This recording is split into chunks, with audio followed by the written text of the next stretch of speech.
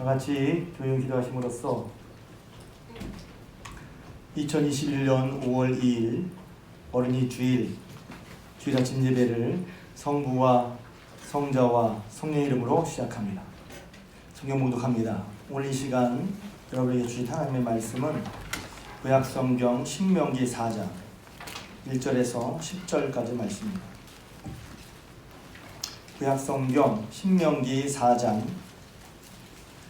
1절에서 10절까지 말씀. 저 같은 성경이라면 구약성경 266명이 되겠습니다. 구약성경 265 혹은 266년 신명기 4장 1절에서 10절까지 말씀입니다. 할렐루야. 할렐루야. 오늘도 주님 자리에 나오신 여러분들에게 하나님의 은혜와 사랑이 함께 하시기를 주님의 이름으로 축복합니다. 오늘은 어린이 주일입니다. 그래서 제가 일부 예배 때 보통 첫 주에 일부 예배를 드리는데 어린이 교회 학교에 가서 어린이들과 함께 예배 드리고 설교하고 또 축복 기도도 해주고 축도도 했습니다. 하나님께서 한 달 전부터 이 본문을 주셔서 제가 본문을 생각하고 또 은혜 받으면서 어린이들을 그냥 교회 학교가 중요하다 이런 정도가 아니라 하나님은 우리 자녀들을 사랑하시는구나 하는 걸 알았어요. 우리를 사랑하신 하나님께서는 우리뿐만 아니라 우리의 자녀들 또 자손들 믿음의 후대들도 사랑하신다는 것을 제가 알았어요. 왜냐하면 하나님의 관심이 거기 있으시더란 말입니다. 하나님 우리가 잘 되기를 바라실 뿐 아니라 우리의 자녀들 자손들 믿음의 후대들도 잘 되기를 바랐습니다. 믿으시면 아멘. 왜냐하면 하나님이 제가 이제 하나님이 하시는 거 하나님 왜 이렇게 하셨지? 그것은 하나님께서 우리 자손들이 우리 믿음의 후대들에게 관심이 있으시구나 그걸 늘 생각하시는구나 하는 걸 제가 말씀을 보면서 깨달았기 때문입니다. 또 하나님께서는 왜 우리의 믿음의 자손들 후대들의 관심을 가지고 계시냐 하면 하나님께서는 우리가 하나님을 섬기는 믿음의 대를 이어가길 바라신단 말이에요. 왜냐하면 하나님은 우리 때만이 아니라 계속해서 우리 선조, 믿음의 선조 때도 하나님이셨고 우리 때도 하나님이시고 뿐만 아니라 앞으로도 하나님이실 거란 말이에요. 할렐루야. 그래서 하나님은 하나님을 섬기는 사람들을 통해서 예수 그리스도를 믿는 사람을 통해서 또 하나님의 믿음의 공동체인 교회를 통해서 하나님의 계획과 뜻을 이루어 가시기 때문에 그렇습니다. 그래서 우리 공동체가 계속 되기 위해서는 믿음의 후손들, 믿음의 후대들이 계속 나와야 하는 거예요. 할렐루야.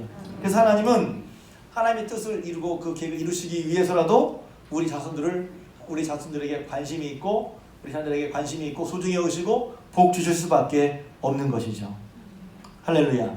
이렇게 저와 여러분들이 하나님의 계획 또 신앙 공동체를 향한 하나님의 계획 안에 있기 때문에 하나님은 우리는 물론 우리의 자녀들 또 손자들 후손들 믿음의 후대들에게 관심이 있으신데 어쩌면 우리보다 더 하나님은 관심이 있을 수도 있다는 것입니다. 그러니 다시 한번 우리 가끔 살면서 이렇게 어려운 시대를 우리 아이들이 어떻게 살아가지 하는 생각을 할 때가 있잖아요. 전 있거든요. 그럴 때 다시 한번 저는 하나님께 맡겨요. 하나님 너의 삶의 참주인 너의 참 부모이신 하나님 그분께 너의 삶을 맡기고 드린다. 왜냐하면 정말 아이들이 잘 되길 바라거든. 정말 믿음의 후대들이 잘 되길 바라거든. 이렇게 하나님께서 믿음의 손녀들에게 역사하셨고 또 우리에게 역사하시고 앞으로도 우리 믿음의 후손과 후대에게 이렇게 역사하실 줄로 믿습니다. 오늘 신명기 말씀은 신명기 말의 원래 뜻은 듀트로노미의 영어로. 처음에 이게 무슨 말씀인가 싶었어요. 듀는 두를 말하는 거거든요. 그러니까 듀트로노미는 두 번째 말씀 혹은 다시 한 번 더 하는 말씀 이런 뜻입니다. 왜냐하면 이스라엘 백성이 가나안 땅에 들어가기 전에 지난 38년을 돌아보면서 광야에서 헤매던 38년 돌아보면서 광야 출생 세대들에게 왜냐하면 그 전에 출애굽했던 사람들은 군사로 수에 넣어서 불리받은 사람 다 죽였어요. 광야에서. 근데 광야 생활을 하면서 태어난 광야 세대입니다. 쉽게 말하면 광야 세대들에게 다시 하나님의 말씀을 전할 필요가 있어서 한 말씀이죠. 모세의 설교이기도 한데 모세가 다시 그들에게 지난 38년을 돌아보면서 광야에서 나오고 자란 세대들에게 하나님이 어떠신 분이라는 것을 알려주는 것입니다. 오늘 읽은 10절에 보면 하나님께서 모세에게 이렇게 명령하셨죠. 모세는 이렇게 명령받았다 그랬습니다. 뭐라고 명령을 받았냐면 호렙산 앞에서 섰던 날, 이것은 이제 이스라엘 백성이 모두 우리가 하나님을 믿겠습니다, 그렇게 하나님께 고백하고 율법을 받던 날을 말하는 거예요. 그날에 하나님께서 모세에게 이르시기를, 어떻게 말씀하셨냐면 하나님께서 모세에게 직접 말씀하신 거예요. 나에게 백성을 모아라. 하나님은 백성들을 하나님 앞에 모이기를 명령하셨어요. 내가 그들에게 내 말을 들려주어서, 그리고 하나님께서 하나님 말씀하시면 그들이 듣기를 바라셨어요. 신앙은 하나님 말씀을 듣는 데 있는 거예요. 해석하고 공부하는 건 그 다음에 먼저 듣는 거예요. 들려주어서 어떻게 뭘 하시려고? 세상 사는 날 동안에 나를 경외함을 배우게 하려고. 지금 이 순간 다시 돌이켜보면 하나님과 이스라엘 한 민족이 하나님과 민족 간에 계약을 체결하는, 약속을 체결하는 거예요. 왜? 나는 너희 하나님이고 너는 내 백성이야. 아주 뭐랄까 굉장히 중요한 순간이죠. 결정적인 순간이에요. 근데 그때 하나님께서 하신 말씀은 뭐냐면 모세를 통해서 다시 한번 말씀드립니다. 백성을 불러 모아라. 근데 내가 그들에게 내 말씀, 하나님 직접 내 말씀 들려주겠다. 그러면 그들이 그 말씀을 듣고서 그들이 사는 날 동안 평생 하나님 경외를 배우고, 그런 다음에 배우게 하며 그 자에게 가르치게 하리라 그랬어요. 할렐루야.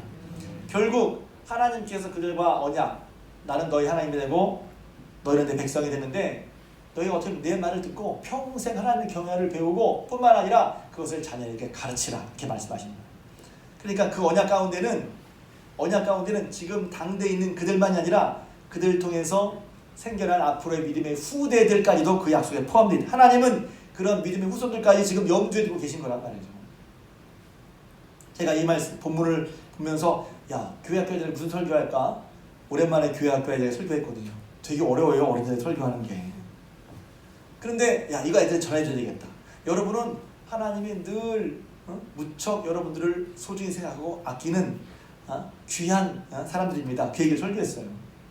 말로 그러면 어떻게 하겠어요? 직접 증거를 보여주는 거죠. 그래서 아이들 예배 때 설교에 보면 하나님께서 늘 약속하는데 그 사람과 하는 게 아니라 그 사람의 후손들, 그 사람의 자녀들, 또 그 사람의 믿음의 후대들, 하나님이 이스라엘과 맺는 중요한 언약의 순간에 중요한 사건, 또 기념력이 되는 사건 하면서 꼭 하나님께서는 그 당대의 사람들만이 아니라 그 사람들의 얘기를 들은 그 믿음의 후대들을 꼭 하나님은 염두에 두고 말씀하시라는 말이죠.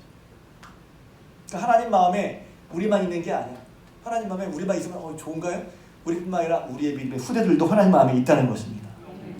왜? 하나님 믿고 우리만 잘 되게, 그들도 잘 되게 하나님 바라시는 마음이 있단 말입니다. 그래서 창세기 17장에 하나님께서 아브라함과 언약을 맺으신 다음에 이렇게 말씀하셨어요. 내가 내 언약을 나와 너 및 내 대대 후손 사이에 세워서, 아브라함과만이 아닌 거예요. 아브라함을 통해 생겨날 믿음의 후대들, 거기에 어쩌면 또 저는 이스라엘 사람이 아니잖아요. 아브라함 같은 믿음을 가지면 믿음의 후사라고 했거든요. 그래서 맞죠? 우리는 이스라엘 사람은 아니에요. 유대인들은 아니죠. 그러나 아브라함을 믿는 믿음을 우리도 있기 때문에 그리스도 예수 안에서 아브라함의 후손인 줄 믿으시기 바랍니다.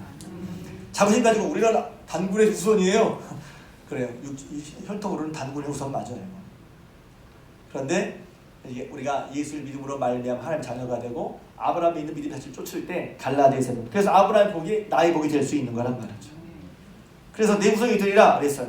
내 후손이 하나님이 되리라. 하나님 여기서도 후손을 염두에 두고 계시고, 출애굽기 12장 26절에 보면 마지막 이스라엘을 애굽에서 건지면서 10가지 기적, 맨 마지막에 장자의 기적을 행할 때에도 장자를 이제 손보시는, 이거 할 때마다 자꾸 더 나가려고 그래서 왜 10가지냐면 하나님이 어떠하심을 보여주는 거거든요. 그 당시는 하나님의 의식이 없었어요. 애굽 사람들의 경험 속에 하나님이 없어. 근데 하나님 어떤 분인지를 모르잖아요. 그러니까 하나님 어떤 분인 걸 보여주는 거죠. 뭘 통해서? 모세의 말과 모세의 말로 역사하신 하나님을 통해서 하나님이 어떤 분인지 보여주시는 거예요. 그래서 여기 보면 4장 7절에 나와 있잖아요. 우리 하나님 여호와께서 우리가 그의 기도할 때마다 우리에게 가까이 하심과 같이 그 신이 가까이 함을 큰 나라가 어디 있는 가까이 함을 얻은 큰 나라가 어디 있느냐. 하나님 역사가 그렇게 보인 나라가 없어요. 이스라엘 외에는 하나님께서 애굽에서 이스라엘을 건지실 때 외에는 이렇게 하나님의 능력을 구체적이고 분명하고 확실하게 보인 적이 없다는 거예요. 그러니까 기적을 통해서 하나님이 하나님이야말로 진짜 하나님, 그들이 애굽 사람들이 믿었던 여러 가지 미신들, 파리신, 개구리신, 뭐 소신, 태양신 이런 것들이 진짜 신이 아니라는 걸 하나님께서 열 가지 기적을 통해 보여주신다는 말이에요. 할렐루야. 그리고 마지막 생명의 주인도 하나님이신 것을 말씀하시죠. 장자만 손댔지만 하나님 하시고자 하면 장자만 손대시겠어요? 그건 대표격인 걸 말하는 거지. 생명의 주가 하나님이시다. 근데 장자를 치시지만 유월절 의식을 경험한 의식을 만드시고 그 유월절 의식을 행한 유대인 가정을 살게 하셨죠. 근데 그 유월절 의식을 행하면서 만드시면서 이렇게 말씀하셨어요. 출애굽기 12장 26절에 이후에 너희 자녀들이 묻기를 이 의식이 무슨 뜻이냐 하거든. 지금 묻는 것은 유월절 의식에서 한 당사자들이 믿지만 당사자들과 맺는 언약이지만 그 자녀들이 물을 걸 생각했어요. 물을 거를 이 이야기를 이 사건을 하나님께서 이렇게 놀랍게 역사하시고 너희를 구원하신 이 이야기를 자녀들에게 알리라는 거죠.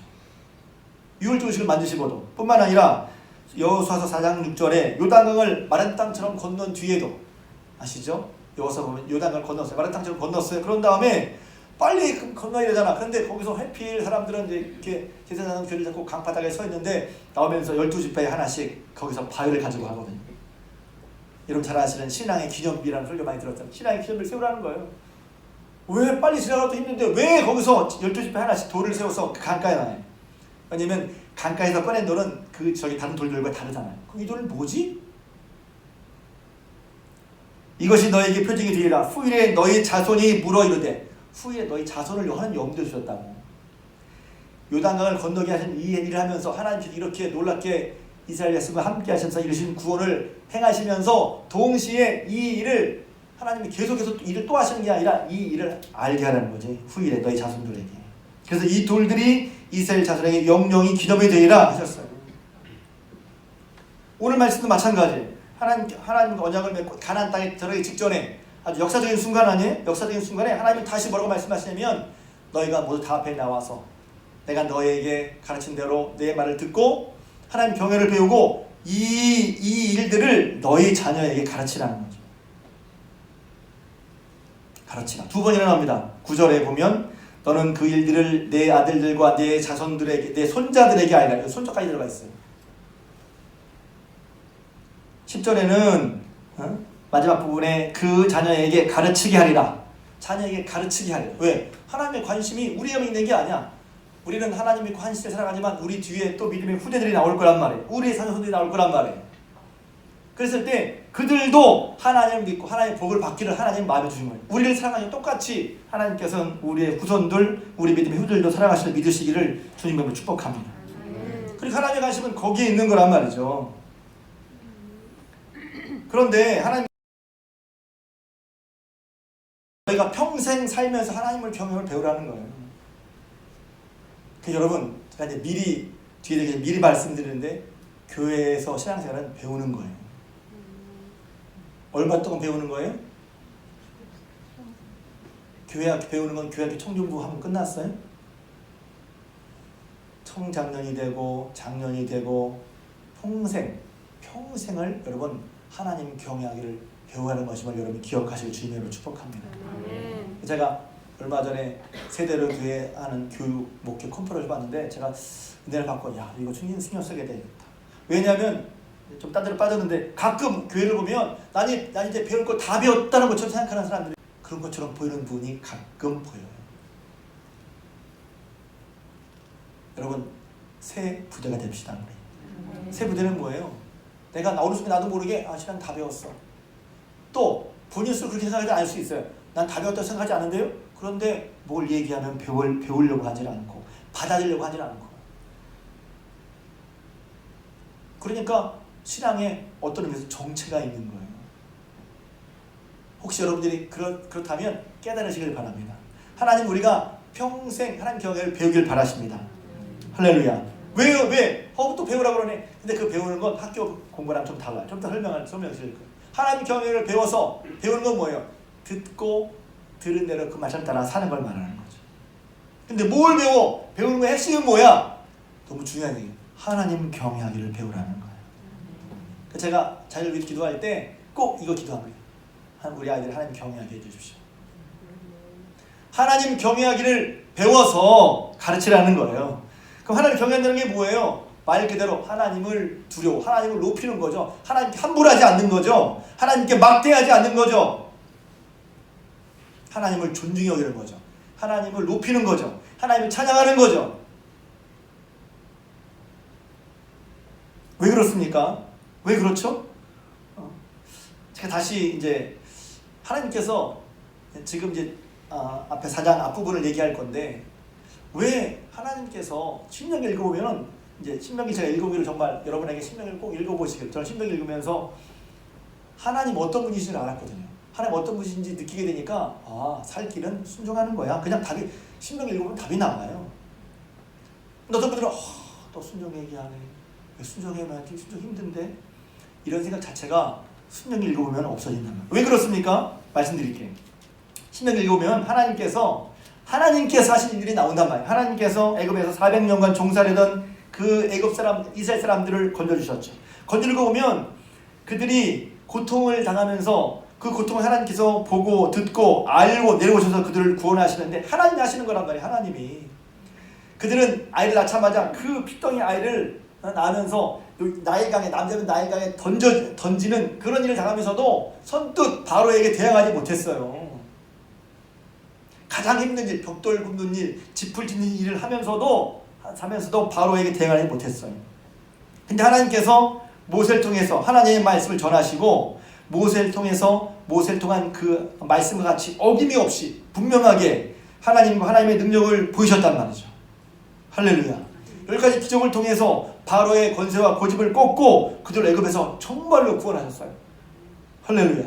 홍해를 갈라서 그들 쫓아오는 마병의 손에서 건지시고, 분명히나 광야에서 불기둥 구름기둥으로 그들을 인도하시고 만나와 매출하고 먹이 살리셔서 지금 약속하신 가나안 땅 바로 앞에 와 있단 말이지. 이 모든 것을 이루신 분이, 이 모든 걸 이루셔서 이스라엘을 바로에게서 건지시고 새로운 운명을 주시고 살 수 없는 광야에서 살게 하시고 약속하신 땅 가나안 땅에, 복된 땅에 갈 수 있도록 하신 분이 누구냐?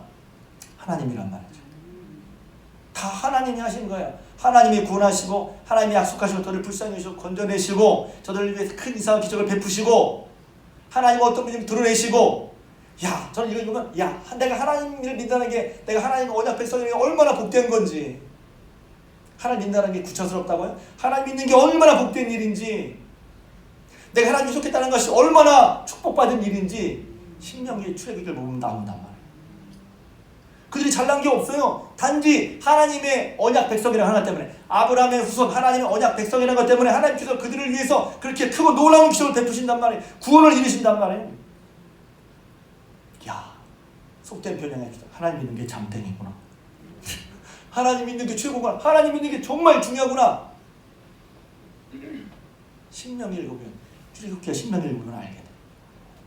그렇게 하나님께서 이 모든 것을 이루신 하나님이야. 곧 하나님께서 요한에게 약속하신 대로 능력대로 신실하게 이 모든 구원을 이루셨어. 이렇게 하나님 안에서 우리가 지금까지 하나님 때문에 살았으니, 묻는 거죠. 그럼 이제 앞으로는 어떻게 할래? 하나님 믿고 살아야 돼. 너무 당연하죠. 너무 분명한 거야. 무슨 생각이야. 당연히 하나님 믿고 살아야지. 당연히. 왜? 지금까지 하나님 때문에 이렇게 살아왔거든. 애굽에서부터 가나안 땅 앞에까지. 믿을래? 믿겠습니다. 그래서 받은 게 계명이란 말이야. 너희가 나를 정말 믿을래? 하나님으로 너희 하나님을 섬기를 내 섬기겠습니다. 그럼 계명을 지켜. 당연히 마땅히 하나님을 따라야지. 하나님을 믿고 하나님 말씀에 순종하는 것이야말로 살고 번성하는 길이란 말입니다. 그게 이견이 없는 거야. 당연히. 무슨 소리? 하나님을 따라 살아야지 살지. 광야에서 살았는데, 광야에서 살 수 없는 광야에서 어떻게 살았어? 하나님께서 불길 무슨 인도하셔서 살았어. 살 수 없는 광야에서 어떻게 살았어? 하나님께서 만나와 매출을 보여서 살았어. 하나님이 살게 하셨어. 하나님이. 믿습니까? 하나님이 속겠다는 것이, 하나님이 내 하나님이라는 것이, 하나님 언약 백성이라는 것이 얼마나 복되냔 말이에요. 막 신난다. 그러면서 이제 광야에서 새롭게 일어난 신세대에게, 새 세대에게 왜 다시 설교합니까?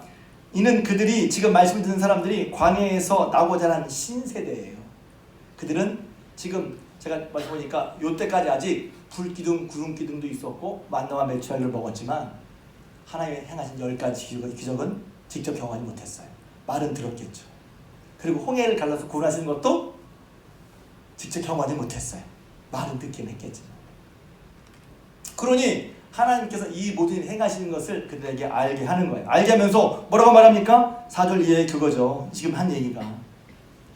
그래서 쭉 얘기하면서 앞으로 너희들은 지금 우리가 살았는데 앞으로 이제 하나님 하신 제가 말씀을 쭉 하나님 살게 하셨는데 앞으로 들어갈 가나안 땅에서 앞으로의 삶, 새로운 삶.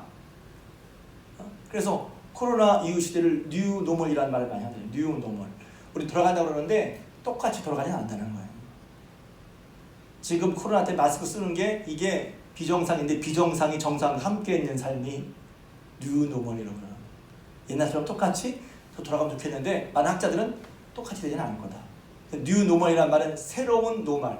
비정상이 정상에 들어와서 정상과 비정상이 같이 있어. 옛날에는 이걸 비정상이라고 말했는데 비정상이 아니야. 이제 이게 정상이야. 이런 시대가 올 거라고 얘기를 해요. 그런 새 시대. 그럼 새 시대 살아갈 때 뉴 노멀이니까 신앙생활 어떻게 되지? 성경은 분명히 말합니다. 새로운 땅, 새로운 시대에 들어갈 때 어떻게 사느냐? 미리 말씀했잖아요. 그게 앞부분 4장 1절에서 3절까지 말씀해요. 여러분이 이미 앞에 말씀인 건 여러분 모세가 이미 설교했다면 여러분이 이렇게 해서 하나님께서 여러분을 건져주셨죠. 그러니 이미 여러분이 보고 경험했듯이 혹은 얘기를 들었듯이 어떻게 살아야 됩니까? 4장 1절에 의하면 너희 가르치는 기류와 법도를 듣고 주문해라. 그리하면 지금처럼 살고 번성하고 내가 주시는 땅에서 그것을 얻게 되리. 앞으로도 형통하겠다. 그러니까 하나님 미리 복된 길을 일러주시는 분인 걸 믿으시길 바랍니다.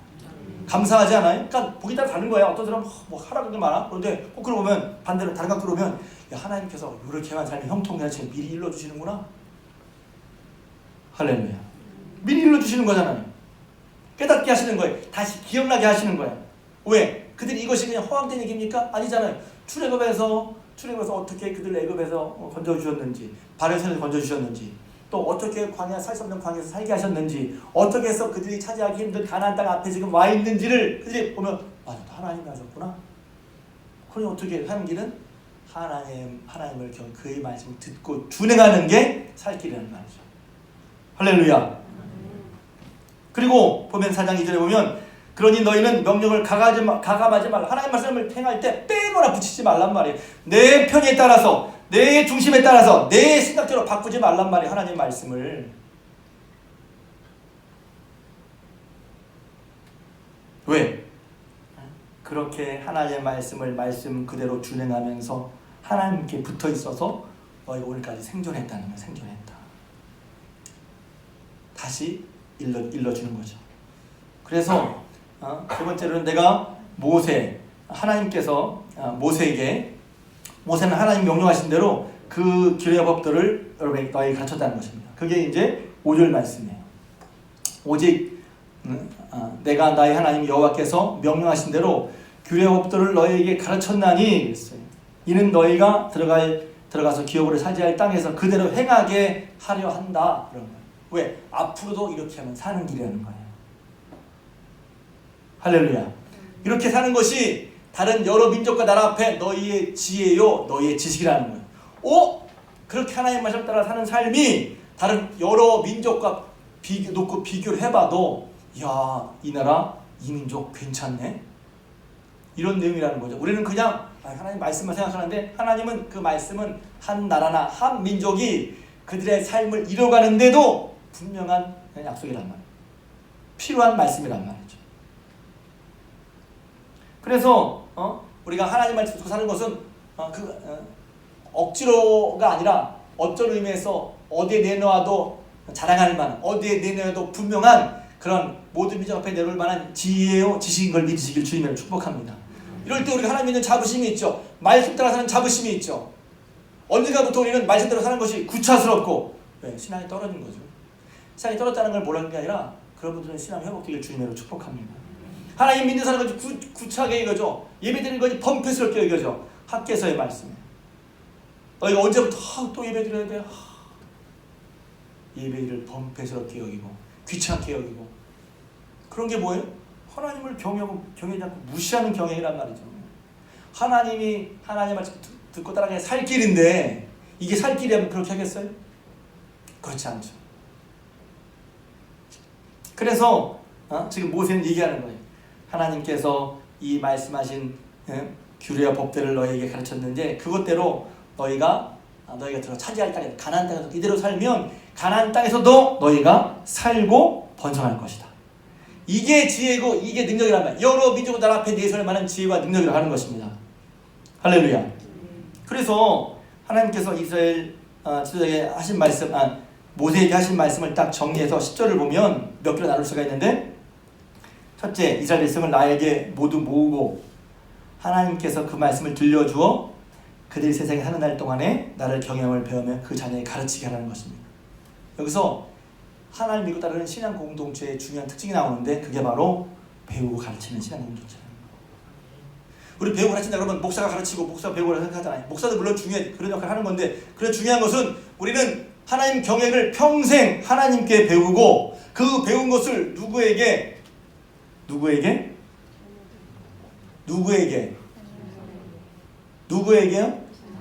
네, 자녀에게요. 자녀에게 중요한 거예요. 여기서. 그래서 신앙 공동체는, 또 교회 공동체는 신앙을 배우는 일에, 하나님 경외를 배우는 일에 멈추거나 그치지 않아야 합니다.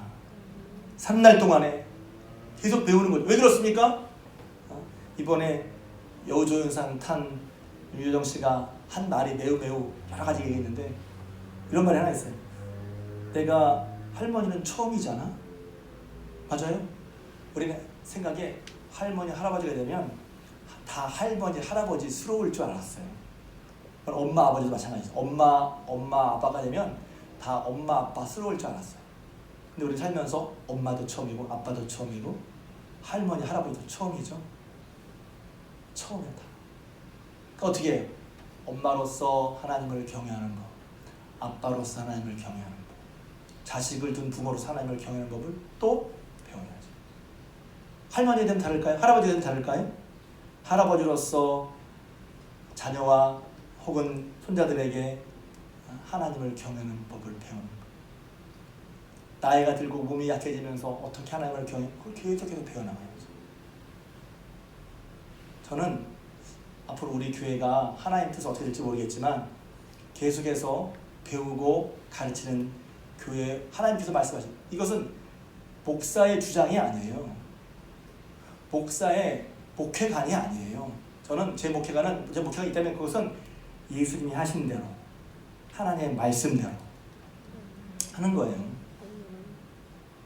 그러니까 여러분들이 신앙을 하나님 경외하기를 배워가는 또 가르치는 여러분 되시기를 주님의 이름으로 부탁을 드립니다. 제가 왜 이 말씀을 강조하고 싶냐 하면 여기서 배운다는 것은 학교 교육과는 달라요. 교육이 그러면 어떤 분은 못 배웠는데 제가 그런 교육과 달라요.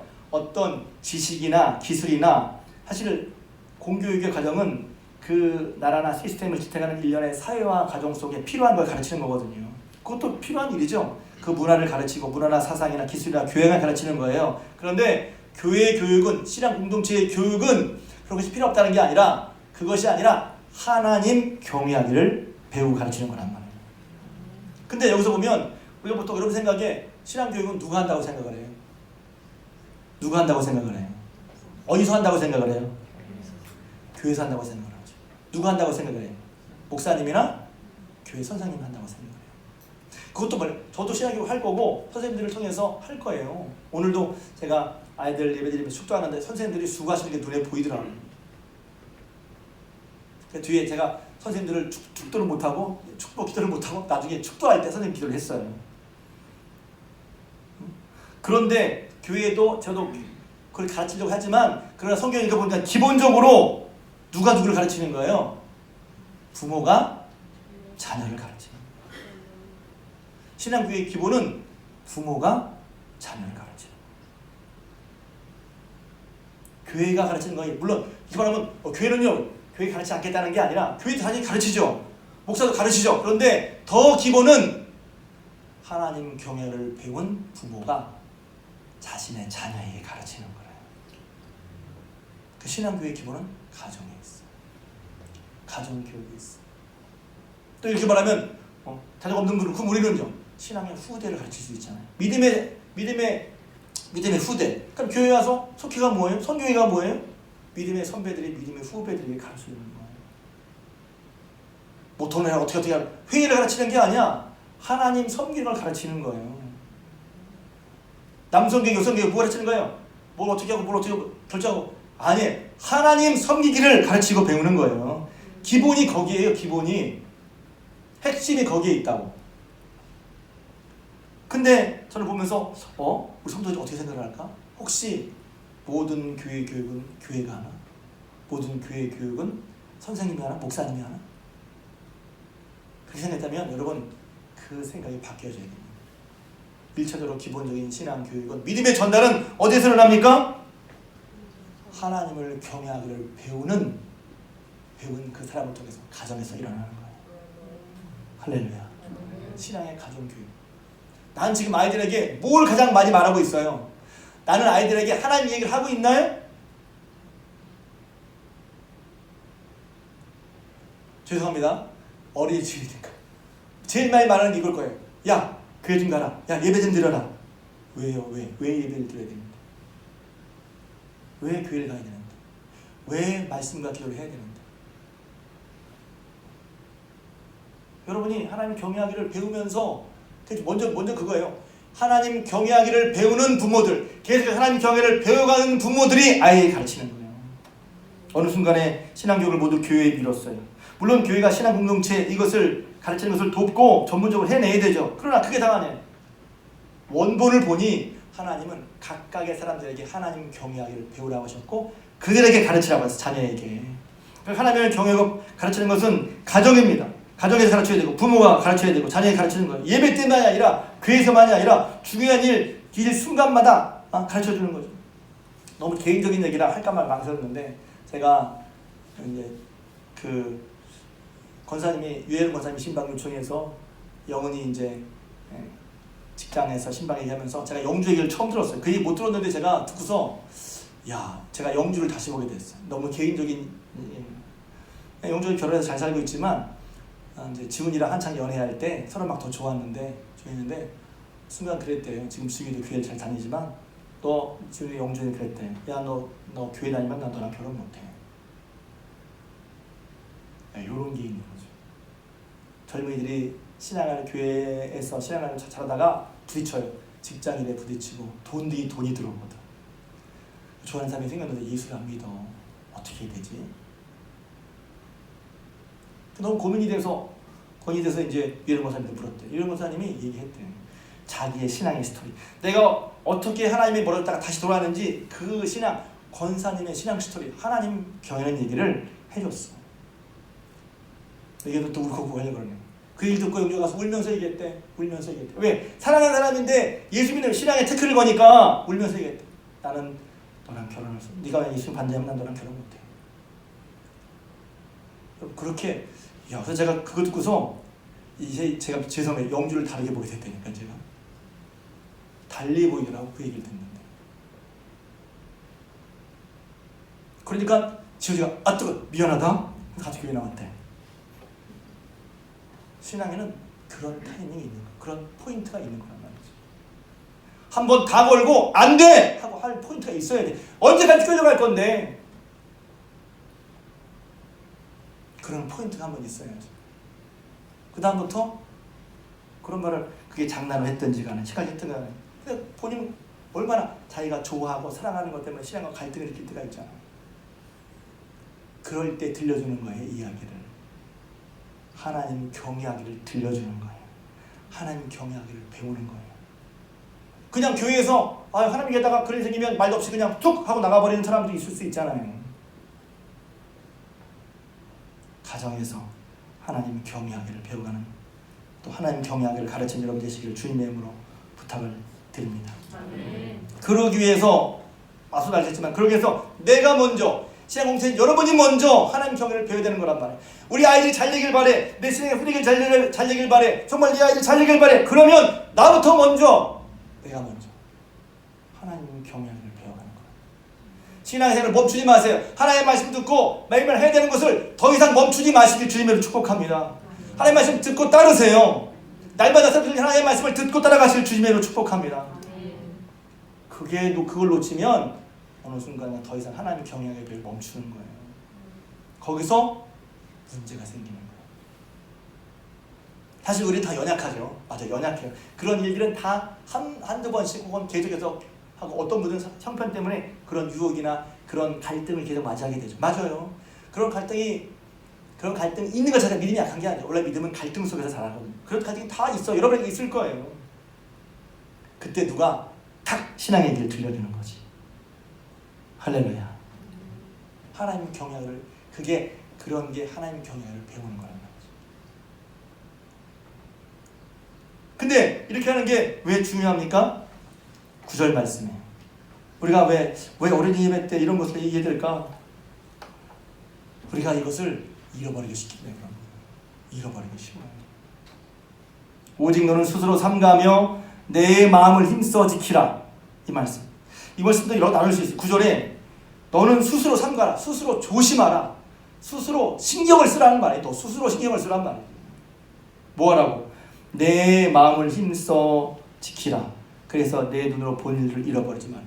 하나님 앞에서 내게 해주신 일들, 나를 구원하신 일, 건져주신 일, 해결하신 일, 응답하신 일, 그거 내 눈에서, 내 마음에서 없어진단 말이에요. 우리 이게 안 없으면 얼마나 좋겠어. 한 번 받은 거에 그게 기억나면 얼마나 좋겠어요. 근데 그냥 없어져요. 시간 지나면 없어지더라고. 저도 놀랬어요. 제가 그렇게 그럴 줄 몰랐어요. 그 집사람이 없죠 여기 지금. 내 얘기하지 말라고 그래서 가장 쉬운 내 얘기니까, 하나님께서 목숨을 바치겠습니다 라고 했던 적이 있어요. 다 드림 한 적이 있다니까. 근데 목회하다가 도망가고 싶은 적도 있었어요. 어떻게 그럴 수가 있지? 다 드린다고 했는데 도망가고 싶더라니까. 목회하다가. 제가 잘했다는 게 아니라 그럴 수 있다는 거예요. 힘들고 부담스럽고 왜 나만 해야 돼? 도망가고 싶은 때가 있어요. 어떻게 해요? 금식하면서. 그래서 제가 좀 배운 게 도둑질이라 기도해야 되겠대. 그런 말이 아무것도 아닌 것 같죠. 그걸 들었으니까 어떻게 해야 되지? 그때 사람들이 또 재밌는 건, 그때 그 사람들이 아니 들을 만한 얘기를 들어야 되잖아요. 정말 고민이 될 때 들을 만한 얘기를 들어야 되는데 엉뚱한 사람한테 물어봐. 친한 없는 사람한테 어떻게 하면 좋겠어? 야, 네 마음대로 해. 충고를 들어도 누구한테 충고를 들어야 되겠어요? 믿을 만한 사람한테, 쉴 만한 사람한테, 정말 나를 위해 준 사람한테 충고를 들어야지. 근데 제 귀에 제가 자라날 때 목사님이 항상 기도 강조하셨거든요. 기도해. 무슨 일이 있으면 다 정말 막막해. 그러면 다 뒤로 하고 하나님께 매달려봐. 저는 그런 믿음이 아직 있어요. 근데 어떤 분들은 정말 기도했을 때 기도를 안 하는 것처럼 보일 때 안타까워. 한번 다, 왜? 정말 하나님이 해주신, 하나님이 정말 이렇게 한번 하는 걸 한번 경험해 봤으면 좋겠는데 왜 하나님이 안 붙들지? 저는 제 삶의 경우 제 목회를 그랬어요.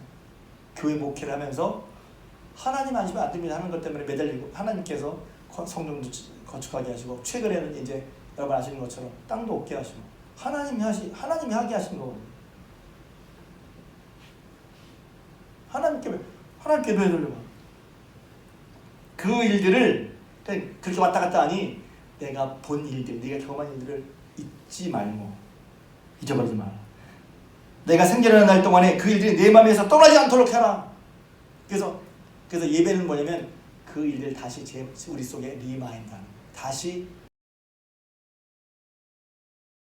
그 일이 마치 어저께 경험한 일처럼 내게 생생하게 주어질 때, 맞아, 하나님 이런 분이시지, 하나님 믿는 게 맞아, 이럴 때 하나님 믿으면 나가야지, 하나님 순종하면서 일을 극복해야지, 제대로 마음이 서지는데, 그렇지 않으면 우리는 잃어버리게 돼 있어요. 뒤처지게 돼 있어요. 자기 생각대로, 내가 마음이 늘어지니까 늘어진 대로 하나님 대로 가게 돼 있단 말이에요. 그러지 않도록 조심하라는 거예요. 그 일들이 내 마음에 떠나지 않도록 조심하고, 그리고 너는 그 일들을 내 아들들과 내 손자들에게 알게 하는 것입니다. 제가 뭐 한 100여 명 모이는 교회에서 뭐 한국 교회를 얘기하기는 좀 그런데, 제가 그 세대로 교회 목회 컨퍼런스를 하면서 그 목사님이 지금 세대를, 그러니까 제가 그 목사님 보고 그 뜨거운 마음을 알았어요. 지금 시대를 뭐라고 판단하냐면 영적 흉년의 시대, 영적 흉년의 시대라고 얘기했어요. 한국교회 영적 흉년이라는 거예요. 왜? 교인이 감소하고 있어요. 교회가 점점 사라지고 있어요. 성경학교가 교회학교가 사라지고 있어요. 거기다가 사상적으로는 포스트 모던, 코로나19, 뉴 노멀이라고 얘기를 하고 개인주의 시대가 되고, 또 여러분 아시는 것처럼 온라인이 꼭 나쁘다는 게 아니라 소비도 온라인, 회의도 온라인으로 해요. 교육도 온라인으로 해요. 수업도 온라인으로 해요. 근무도 온라인으로 하고 은행일도 온라인으로 해요. 그런 시대가 되더란 말이죠. 그런 시대에 교회는 영적인 흉년 위기를 맞았다는 거예요. 양도 줄고 뿐만 아니라 질도 줄더라는 거예요. 신앙이 자기중심이 현세화가 돼 형식적이야. 신앙이 관념적이야. 신앙으로 믿음의 힘으로 세상을 이기는 힘이 신앙이 무력해졌어. 약해졌어. 성경도 잘 몰라. 더 큰 문제는 이거였어. 더 큰 문제는 신앙을 믿는 사람들이 신앙을 믿는 대를 잊지 못한다는 거예요. 내가 신앙인인데 내 아들은 비신앙인 거야. 내가 신앙인인데 그 자녀는 비신앙인 거야. 그거 왜 그러냐. 그래서 그 위기를 처지니까 이 위기를 어떻게 이겨야지? 그래서 어떻게 한마디로 이제 지금 복잡하기지만 한마디로 예수님 말씀, 성경 말씀대로 따라가면 된다는 건데 바로 이 말씀을 하시더라고요. 너 스스로 마음을 삼가 조심하고 평생 하나님의 견해를 배우며 그 일들을 내 자녀에게 가르치라는 거예요. 말하라는 거예요. 또 그래서 그분은 좀 전문적으로, 저는 이제 좀 낯설어서 안 쓰는데 스토리텔러가 되라. 네 입에서 나오는 얘기가 하나님이 나에게 해주신 일들, 하나님이 예수님께서 내 삶에 해주신 일을 네 아이에게, 너의 아이들에게, 자녀에게 전하라는 거예요. 말하라는 거예요. 스토리텔러가 되는 거예요. 무슨 얘기를 도대체 부모들이 하고 있어요. 제일 많이 하는 공부하는 일도 중요하죠. 바쁘다는 게 아니에요. 하나님 얘기, 하나님께서 내 삶을 구원한 얘기, 하나님께서 말하면 내 삶이 새로워진 이야기, 그걸 해주란 말이에요. 언젠가 우리는 그건 교회에서 들어, 내가 말 잘 모른다. 잘 모르는 게 아니야. 내가 만난 하나님을 얘기하면 되는 거예요. 내가 만난 하나님, 내가 경험한 하나님, 나를 구원하신 하나님을 얘기를 하면 되는 거예요. 근데 그게 관념적이야. 신앙이 관념적이야. 교회 사람은 삶이랑 떨어져 있어. 그럼 말하기 어렵죠. 그래서 내가 신앙이 관념적인가, 내 신앙이 형식적인가, 내가 말하는 것만 알 수 있어. 그래서 평생 저는 계속 목사님은 그런 걸 배우거든요. 하나님 경외를 깨닫고, 야, 이걸 아이들에게 말해줘야 되겠다. 가르쳐줘야 되겠다. 참 재밌는 거는요, 여호수아 24장에 보면 이스라엘이 여호수아가 사는 날 동안과 여호수아 뒤에 생존한 장로들, 곧 여호와께서 이스라엘을 위하여 행하신 모든 일을 아는 자들이 사는 날 동안 여호와를 섬겼다. 다시 잘 들으세요. 이스라엘이 여호수아가 살았는 날 동안과 여호수아 뒤에 생존한 장로들, 무슨 일이면 곧 여호와께서 이스라엘을 위하여 행하신 모든 일을 아는 자들이 사는 날 동안에는 여호와를 섬겼어. 이 말은 뭐냐면, 그렇게 하나님께서 행하신 일들이 더 이상 전하지 않을 때 이스라엘은 하나님을 잃어버리게 된다. 그래서 사사기 2장 10절 이런 말이 나옵니다. 그 세대 사람들도 다 조상들에게 돌아갔고 그 후에 일어난 다른 세대가 일어났어. 왜? 우리 항상 다른 세대가 나오지 않겠어요? 다른 세대가 또 나올 거예요. 계속해서. 다른 세대는 여호와를 알지 못하며 여호와께서 이스라엘 위하여 행하신 일도 알지 못하더라.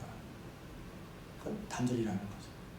하나님도 알지 못하고 하나님이 자신을 위해서 하신 일도 알지 못해. 하나님도 알지 못하고 하나님이 그들을 행하신 일도 알지 못해. 왜? 지금 모세와 함께 출애굽을 경험한 사람들은 하나님을 알아. 또 지금 이 말씀 듣고 있는 사람들, 신명기에서 그 하나님이 행하신 일들을 보고 알아. 그래서 야, 하나님 믿어야 돼. 그러면 저절로 생겨. 하나님을 경외해야 돼. 그러면 저절로 생겨. 근데 그 뒤에 여호수아와 함께 하나님께 약속하신 가나안 땅에 들어갔어. 와, 하나님 이뤄주셨어. 그래서 여호수아 일들을 여호수아가 행한, 하나님께서 여호수아를 통해 행하신 일들을 본 장로들이 사는 날 동안에는 그 얘기가 말해지는 거야. 하나님께서 우리를 구원하셨어. 하나님께서 하나님을 가나안 땅 주셨어. 하나님이 하신 거야. 그러니 하나님 말씀대로 살아야, 이런 얘기를 들었단 말이야. 이런 얘기를 했단 말이야. 그런데 다른 세대가 들어왔어. 그 세대는 말이 끊어지니, 스토리텔링이 끊어지니 하나님도 알지 못해. 하나님 하신 일도 알지 못해. 그러니까 뭐합니까? 하나님 다른 걸 섬기게 됐다. 사사기의 비극인 거예요.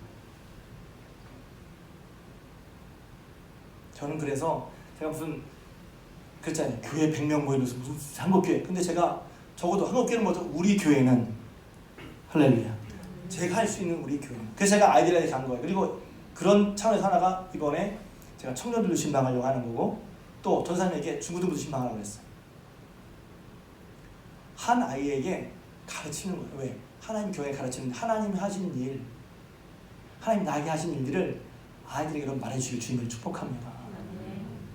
신앙교육은 교회도 물론 돕고 교회가 전문적으로 목사 전문을 해야 되겠지만 그러나 그것이 아니라 기본은 가정에서 일어나야 되는 거예요. 아이들에게 어떻게 말할까요? 구체적으로 전 제일 좋은 게 가정 예배라고 생각해요. 그리고 어떠한 결정적인 순간에 아이를 혼낼 때 그냥 내 혼자 인간적인 얘기 하지 말고 하나님과 함께 말씀하세요. 이 아이에게 하나님 무슨 말을 해주고 싶을까? 아이가 지금 이런 형편에 있어. 아이가 지금 이런 상황에 있어. 그럼 하나님께서 무슨 말 해주고 싶을까? 신앙적인 혹은 하나님의 안목에서 얘기를 해줄 수 있는 거. 그냥 세상에 똑같이 하는 얘기. 야 열심히 해야 돼. 안 하면 죽어. 세상적인 얘기가 아니라 하나님 앞에서 하나님 믿는 사람으로서 하나님과 함께 얘기해 주는 얘기를 해야 되잖아요. 근데 하나님 얘기는 없어. 예수님 얘기는 없고 그냥 공부 잘해야 돼. 무엇을 위한 공부인데? 뭐 때문에 하는 공부인데? 좋은 직장 가지고 좋은 직장 가서 뭐 할 건데? 세상 사람은 똑같은 얘기만 해주는 거야.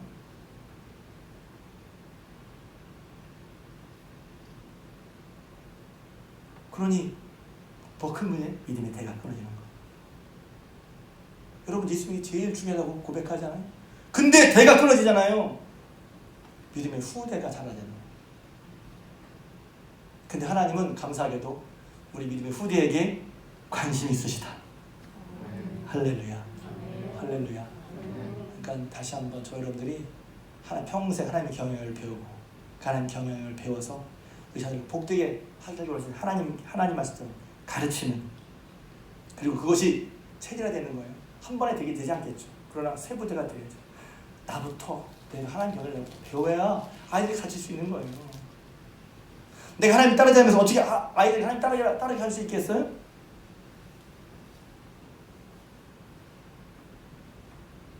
자녀를 사랑하는 만큼 하나님 우리를 사랑하는 만큼 저 여러분들이 그렇게 하나님 경영을 평생 배워가면 그 배운 것들 우리 자녀들에게 자손들에게 우리 믿음의 후대들에게 배우고 가르치는 복된 여러분 되시기를 주님의 이름으로 부탁을 드립니다.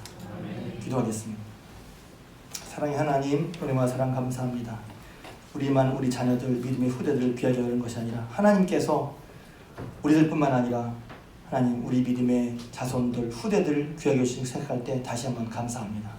아브라함과 언약하실 때도 후손들을 생각하셨고 출애굽할 때도 유월절에도 요단강을 건널 때도 하나님 가나안 땅의 앞에서도 하나님께서 우리에게 가르치시고 말씀하셔서 너희가 살고 번성할 뿐만 아니라 새로 들어가는 삶에서 새 시대에서 새로운 세상에서 뉴 노멀의 시대에서도 너가 이렇게 하면 살고 번성할 것을 우리에게 일러주셨으니 감사합니다. 우리가 먼저 하나님 경험을 배우고 참으로 우리보다 더 잘 되길 바라는 우리 자손들, 자녀손들, 믿음의 후대들을 하나님의 경험을 잘 가르치는 저희들 되게 하여 주옵소서. 우리가 먼저 살면서 평생 일평생 하나님의 경영을 배워가는 저희들 되게 하여 주시고 우리 믿음이 날마다 그렇게 자라게 하시고 그런 가운데 하나님 섬기기를 아이들에게 잘 가르치는 분명한 가정이 살아있는 신앙의 가정이 살아있는 저희들 되게 하여 주옵소서. 그래서 하나님 지금 시대가 영적으로 흉년이라고 하는데 우리가 정신을 번쩍 차려서 이 영적인 흉년이라는 기회를 잘 이용해서 하나님 말씀대로 하나님 방법대로 하나님 역사하심을 통해서 믿음의 아름다운 새로운 세대를 일으키고 새 사람을 일으켜 정말 우리 자녀들이 우리 자녀손들이 우리 믿음의 후손들이 하나님의 영광을 이루는 거룩하고 복된 후손들로 서갈 수 있도록 기도하고 돕고 살아가는 저희들 되게 하여 주옵소서. 예수님의 이름으로 기도드리옵나이다. 아멘. 사랑의 주님, 사사기의 어두운 가운데 사무엘을 주셨고 하나님 나라를 잃고 헤맸던 북왕국 남왕국 멸망 이후에 느헤미야 에스라를 주시고 에스더를 주셔서 또 다니엘 같은 사람을 세우셔서 하나님의 살아의 역사를 보여주셨으니 하나님 오늘 저희가 어린이 주일 예배를 드리는데 하나님 우리 자녀들이 우리 교회에서 교회학교 아이들이 중고등부 청년부 청정년부에서 하나님 이 시대 하나님의 영광을 드러낼 사람이 세워지도록 저들이 먼저 우리 평생 주를 경외함을 배우고 하나님 우리가 가정에서나 또 교회에서나 스토리텔러로서 내가만 하나님 얘기를 해줌으로 말미암아 믿음의 후대가 전달되는 귀한 역사를 일으키는 삶이 되게 하여 주옵소서. 혹시 지금까지 가정 신앙 교육에 전달에 하나님 우리가 신경 쓰지 못했다면 모든 걸 다 교회에 미루기만 했다면 다시 한번 저희들이 깨어 하나님이 내게 준 일을 잊지 않고 삼가 조심해서 우리 마음에 그걸 잊지 않고 하나님 아이들에게 또 자녀에게 또 손자들에게 하나님의 말씀을 전해주고 보여주고 증거해서 전달해주는 복된 삶이 되게 은혜를 더하여 주옵소서. 이제는 우리 주님 예수 그리스도의 은혜와 하나님 아버지의 크신 사랑하심과 성령님의 감화 감동 내주교통 충만한 역사하심이 예배드로 들어가는 사랑하는 주님께 모든 권속들 위에와 저들의 가정과 기업 위에 자녀손 위에 손대는 물산 위에 그리고 이 나라의 민족 또 저 북한 땅 위에 지금부터 영원토록 함께 하옵시기를 간절히 축원하옵나이다. 아멘.